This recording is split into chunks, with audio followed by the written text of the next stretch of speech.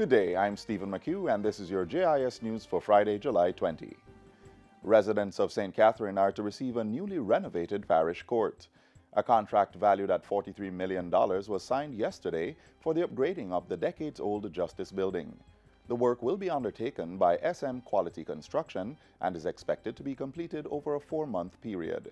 Portfolio Minister Delroy Chuck says the refurbishing of the St. Catherine Parish Court is part of a 5-year comprehensive infrastructure development plan for the justice sector. Right across Jamaica, we intend to ensure that the courts become temples of justice.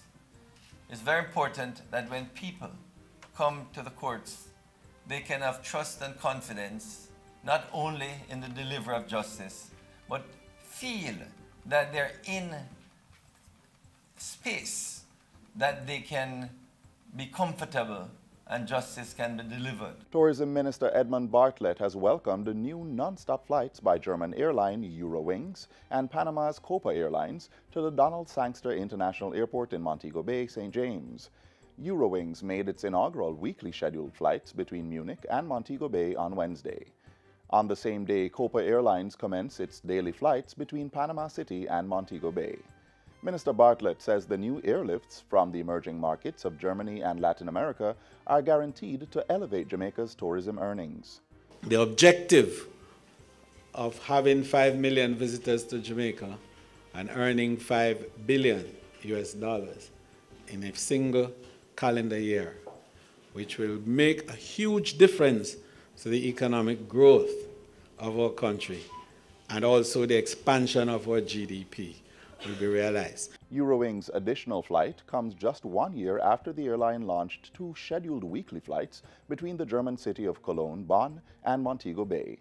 Prior to Wednesday, Copa operated 4 flights into Montego Bay and the same number into Kingston weekly. That number will move to 7 into Montego Bay and the same 4 into Kingston weekly. Minister Bartlett says this increase in flights means Jamaica will see approximately 960 additional airline seats per week and access to robust Latin American markets, including Chile and Argentina. Risk reduction management centers aimed at strengthening the country's resilience against disasters are to be established in 2 eastern parishes. Portland and St. Thomas are the selected beneficiaries of the centers, which will be outfitted with disaster mitigation mechanisms such as early warning systems. They are to be built starting early in 2019 by the government through a partnership with the United Nations Development Program, UNDP.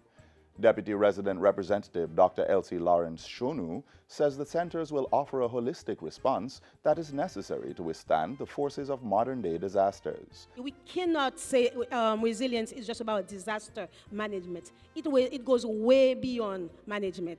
It's about really getting people to be economically stable, socially stable, environmentally stable. She adds, too, that the early warning system in Old Harbour St. Catherine will be expanded into a broader disaster risk reduction program. She was speaking on Tuesday at the local governance conference in St. James.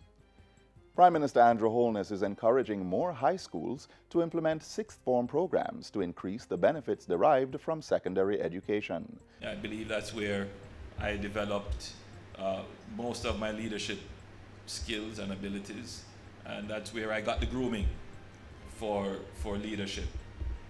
And I believe that sixth form is such a critical part of the school experience that now more and more our students are not just leaving school at fifth form, they want to go on to sixth form, and therefore our school must have the capacity to support that kind of interest. The Prime Minister was speaking on the weekend at St. Catherine High School's Class of 1988 30th Anniversary Banquet. He used the occasion to announce that he would be spearheading a project to construct a modern sixth form facility at the school. Mr. Holness said a team was working on the design, a location had been identified, and the seed money had already been committed. The sixth form block is expected to be completed in 2 years' time.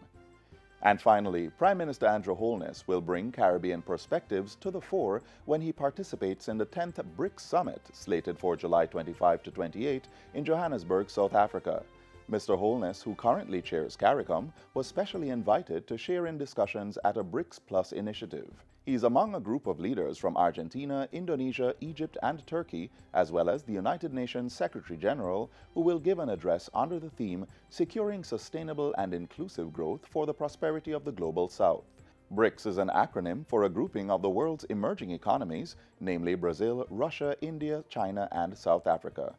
The summit is convened annually with discussions spanning several areas to include political, economic, environmental, and socio-economic coordination. Prime Minister Holness will also hold bilateral discussions with several leaders during his visit to the BRICS summit.